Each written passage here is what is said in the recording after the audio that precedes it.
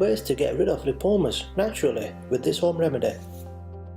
Lipomas are usually found just below the skin and are most common on the head, neck, arms and armpits, but can occur anywhere on the body. They are not cancerous, but they can be a nuisance for many. What are the symptoms of a lipoma? Lipomas are generally small, about 1 to 3 centimeters in size.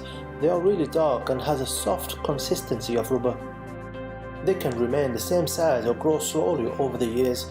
They usually do not cause pain, but the most troublesome symptom is that the location or size may make them visible to others, causing discomfort or problems of self-esteem in those who have them. If they are painful or extremely bothersome, it can be removed by a health professional. Lipomas appear in all age groups but are most common in men and middle-aged women.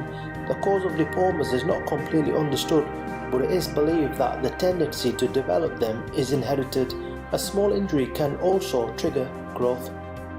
Treatment to remove lipomas. Some people believe that the lipoma is formed because the body is out of balance and cannot process toxins through normal channels such as the kidneys or liver.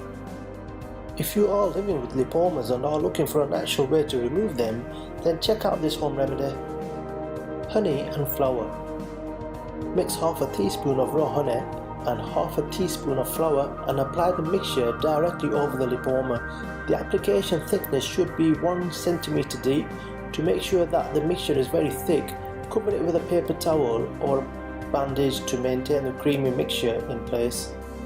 Keep the mixture for a day or up to 36 hours, then remove and repeat the procedure. Repeat this method 5 times a week. This treatment will help fat deposits, lipoma, to disappear.